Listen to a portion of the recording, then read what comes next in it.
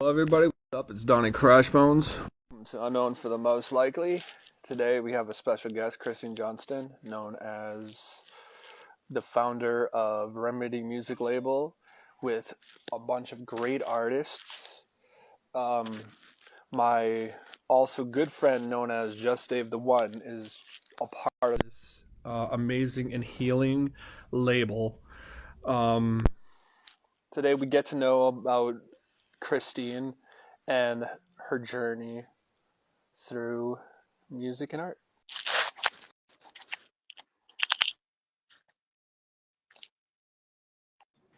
Hi, Hi. how's it going? Good. How are you? It was a crazy day last night. Playing a show in a coffee shop. Nice. I'm glad we finally get to talk. I've been wanting to do some more stuff with local people. Did a couple of stuff with some people in Saskatchewan, like Just Dave, that's also on your label.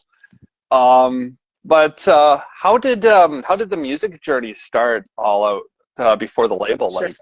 Uh, Yeah.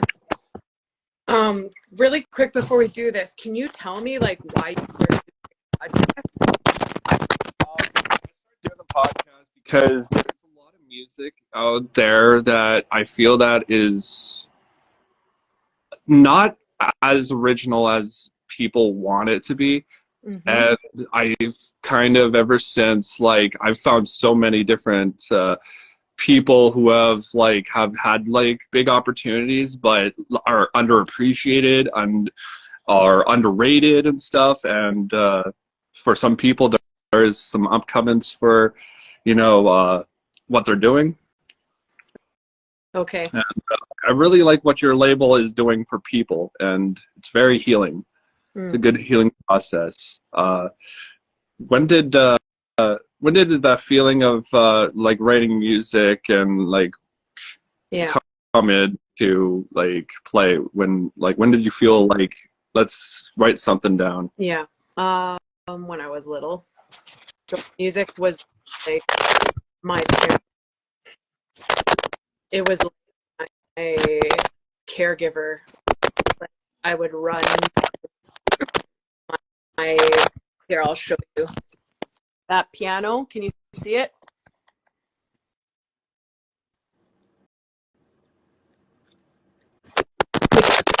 Could you see my piano there? Problems right now.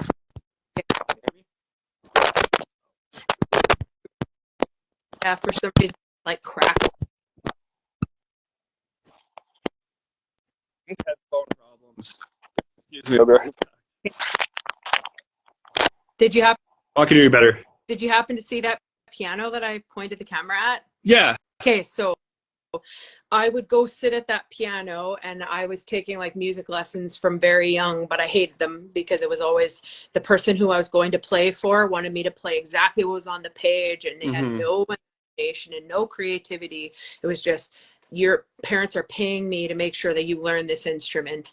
And I hated all of it. I hated all of it. And like my mom would hear me, I'd be practicing and then I'd start creating and she'd be like, back to your practicing. And I just was like, Jeez. but like I'd go to that piano and I would tell it my soul without saying anything. I would play my soul and it would Mm-hmm. play back to me and it would heal and like comfort, and it would give me a voice as a human being. And the loudness, the resonance of wood, like strings within a wood instrument, and like just like how it felt, how I like the sound, everything, it would just like comfort me. So I started writing, I think I was like 8 probably. Okay. And I just like I've saved a few of them, but like scribbles of things where I was really talking about coping with life in my Mm-hmm. world and way, because I was a part of a like religious world, like very, very, very strong all my life till I was in my early 30s, really. Mm-hmm. Uh, and I like broke away from all of it at that point, and I haven't gone back. But I would. run to music to be my voice, and then to like give me what I needed in life, because I felt like every human being in my life was a structure, and then music is life. Like it was where life was. It was where feeling and truth and like so that's the roots of my life when it comes to music and art. And so, you know, people say I do surgery or I'm a surgeon. They're two different ways of saying it, and they mean two different things. I do surgery. Like, I'm very good at surgery, okay? But if you say surgeon, it's like, I'm this. I take ownership. It's my identity. So I feel like I sing, but I'm not a singer. I write music and I am a songwriter. Like, I would say songwriting, producing, creating is like breathing for me. You just say one thing to me and I'll write you a song in the spot. Like, I'm just, so that, if that helps. Yeah, that definitely does help. Okay. With you know, like, you know, learning and definitely getting to music, what were the music you were listening to growing up? Was there any music that felt too much for the parents to listen to, or Probably anything that was mine. I'll just tell you something. This is like, my mom's never going to see this. Well, at least I don't think she would, but if she did, if she does, she does. But I feel like the places I went with music for the sake of my own sanity and what I needed to live were too intimate and vulnerable, and that it would irritate the people in my family, where that the sound of the piano doing what it was doing from my soul and my soul, it would cause me to actually get like almost like bullied by my family. So if you can believe it, no matter what I created, and this is the crazy thing, is I spent all my life hiding my work, and I only ever let people hear it for the first time when I was like 39 years old.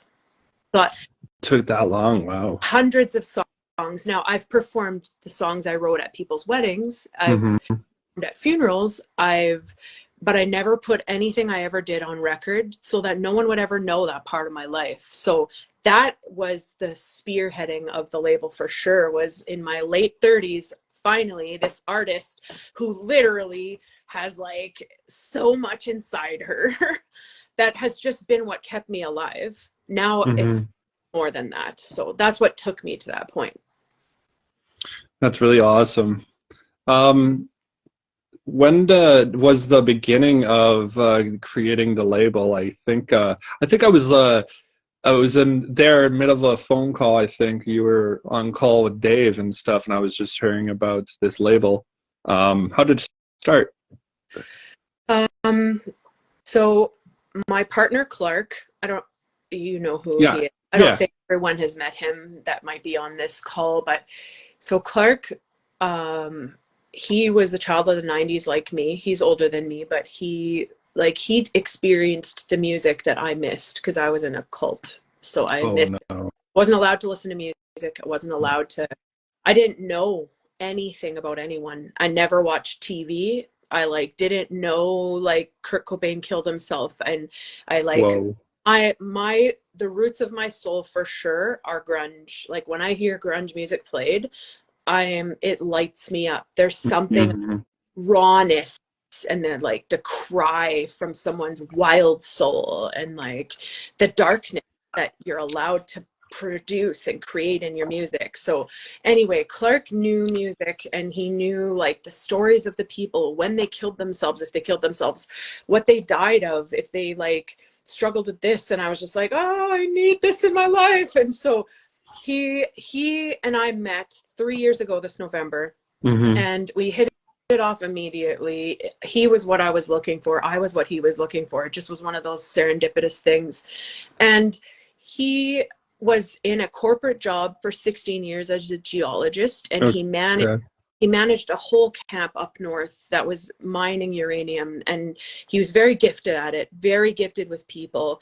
And when we met, I was moving forward towards starting the music school. So I started it the fall of 2021, label the 2022 fall, which was last year. And he knew kind of everything that was brewing in me and where it was going. And he's like, I want to be a part of this. And so he quit his job in the corporate world in Wow. June of 2022. So he's lived without like a salary since June of 2022 and worked Wow. alongside of me. And one of the first things that we decided, and it was his idea, not mine, was he's like, why don't we start with a label? He goes, why don't we start with like all these ideas and begin to like execute them, and then over time, like we know where we're headed, where it's all headed.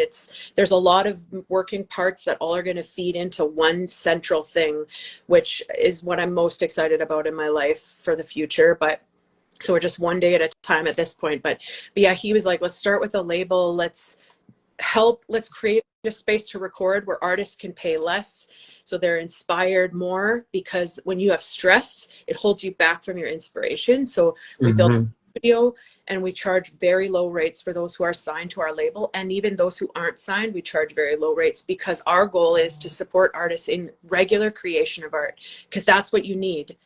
Because the more you create, it feeds your soul, right? It feeds more, and then also it helps your mental health, right? So anyway, that's kind of a encapsulation of that part. That's really beautiful.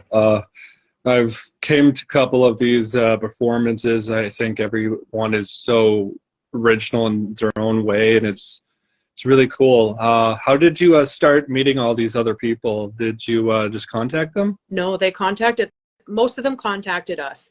Like, and in the future, we will begin to like scout more people out and stuff. But currently, I mean, I mentioned it to certain people who are on the label right now, and they were like, yeah, I want to do it. But I didn't like say, we want you, we love your music, you know, it fits our label. It was just, hey, we're doing this, do you want to be a part of it? And so either people messaged us saying, I want to know about this label, I heard about this label. In Dave's case, his mother saw a post I did and saw Kurt Dahl was our lawyer, and they know Kurt Dahl, and then she sent it to her sons, and next thing you know, we're talking to Dave. So it was just like all the people who've connected so far, it was that. And then the next year we're moving into is going to be very different. We're really focusing in on certain things and moving in a certain direction with our artists. And we have a lot of new people who are interested in signing, which is also going to give the label a different face, because the more diversity within it, right, it just has another, like, I guess, like representation of why we're doing what we're doing. It's about the sound. Like, at the heart of it is the sound of you authentically, that you can hear it, like your beats. There's something about your beats that your soul and your creativity and those moments of inspiration that made you make that are in it, and I feel it. And like, that's the kind of, like, we're looking to help people make that fingerprint of sound that only they can create, and like empower that.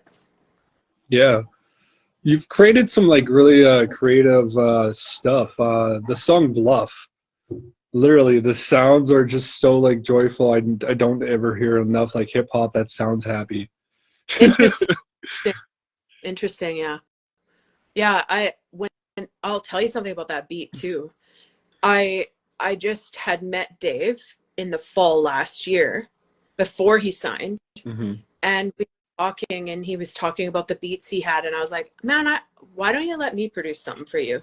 And he's like, okay. And so I just, like, the day that I went to produce that, I'm like, man, I want to make like a party song. I want people to like hear it and be like, dang, you know? And then the piano is in it, which is my first instrument. So what I did first was the beat, and then I added the piano, do do do do do do do do do do do, and it was so simple. But over that beat, it was like, come on, yeah, man, I love this.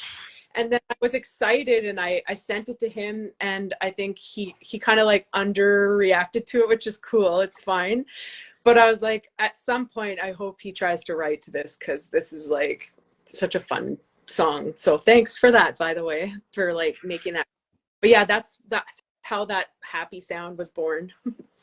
I was excited. Yeah, no, it's a song I love to hear live. I hear it a couple times here and there. But you guys just went on a tour. Yeah. How was that? Oh man, it was amazing. So I'll encapsulate that too. So the goal of our tour is to have every artist who's with us build a relationship with all those places that we've taken the time to build the relationship with prior to going. So Yeah. when booking, planning, and talking about why we do things the way we do it, all those places now get to meet these artists, and now all of our artists get to access those relationships to plan their own tours at any time of the year. And so that's really the reason why we went on tour, and also because we believe that you need to take your sound other places. People need to hear your sound, and when you step on a stage you need to be like, fuck, I'm ready to show you my sound.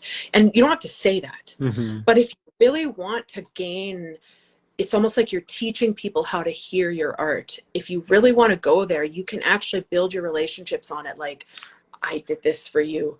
Tell me if you can hear this, you know, and you begin to talk like that. Yeah. So the goal of the tour is to create an environment for artists to perform on a regular, like constant, you know, and it's building and growing, and they're building relationships, and they're in a new place, so they're inspired.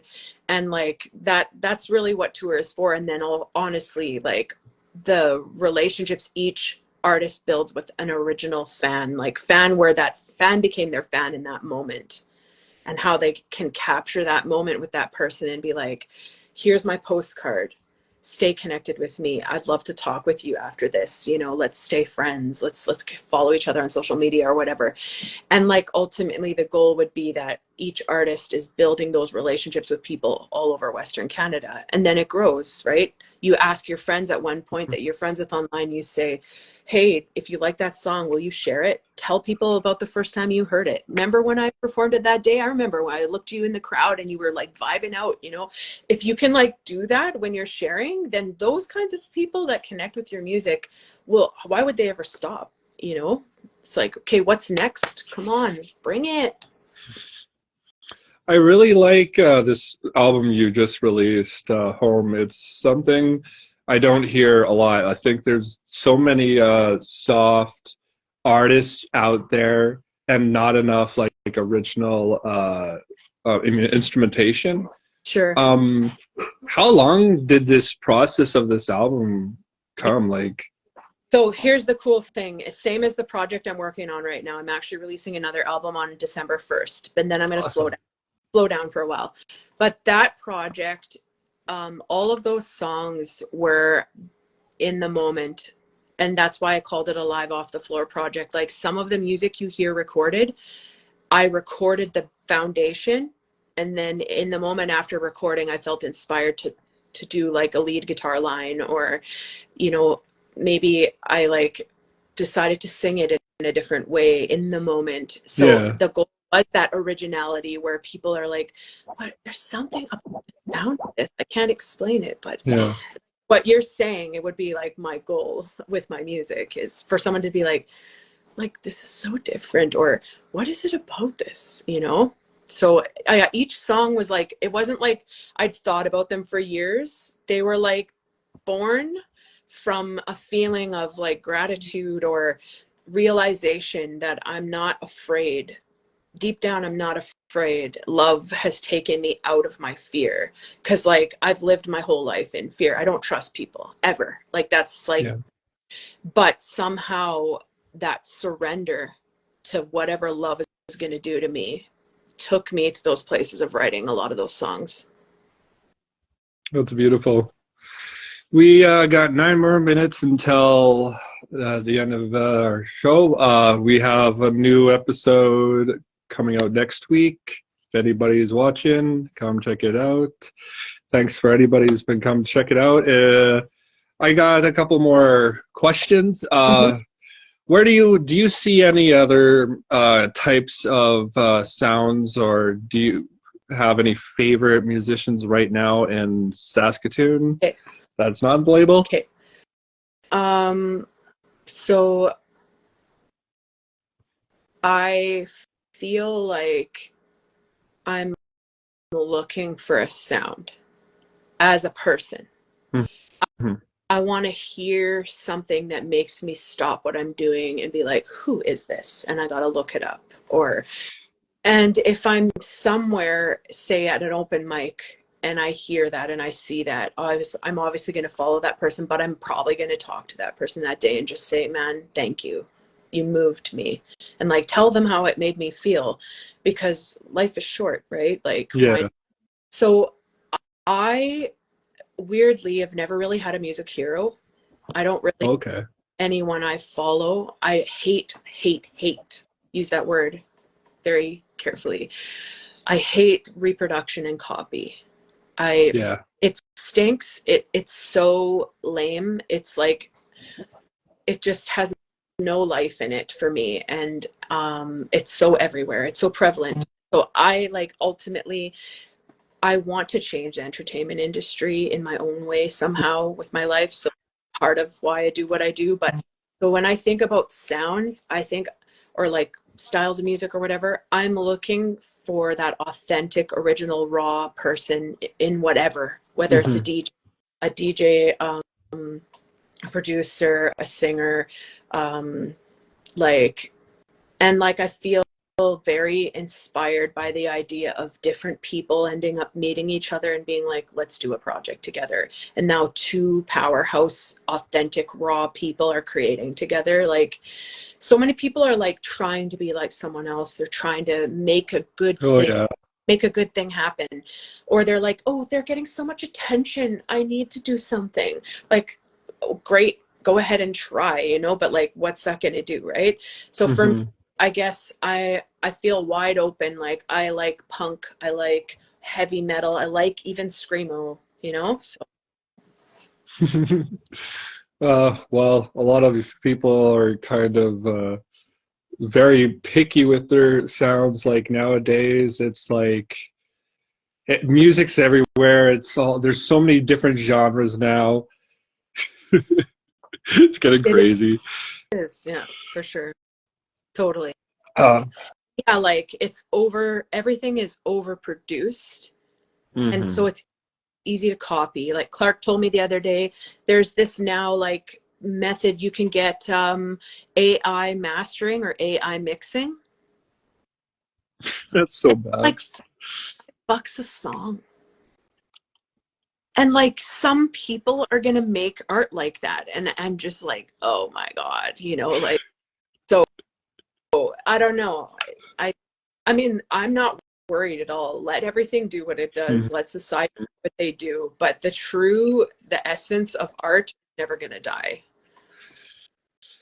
Yeah, that's definitely true. With AI being around and stuff, I think a lot of people like to fool around and stuff, but some people try to make money, and that is I just know. preposterous. I know. Yeah. Like, why would you let a machine? It's almost like how we look at sound in the studio. Why would we make a machine take all of you out of your sound? Like, Yeah, is exactly. We that your, don't we is don't need robots. yeah, is that your art, or is that like, is that a software's art? Yeah. Just I got into the AI art for a bit and That's stuff, fun. and then I'm just like, yeah.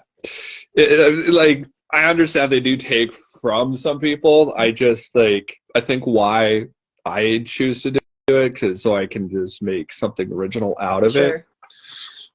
and stuff. Because like I like graphic design, I like doing stuff on online and stuff. But yeah, just trying to think about a couple more questions here. Sure. Um, Um, like, creativity. I feel like I am very passionate about awakening people's awareness of how every single day we're creating. Surgeon, going back to that, like, how they instinctively do what they do and trust themselves, how they trust themselves on a day when they couldn't sleep the night before because their baby was sick. You know, like, there's certain things that's the magic of every human being. An architect, he may be following a program and setting up a structure, but ultimately, if he's inspired while doing it, he's creating, right? mhm. Like, building an awareness of how all of us have this inside of us, and it's literally like fuel for a car or oil in an engine. If only Mm-hmm.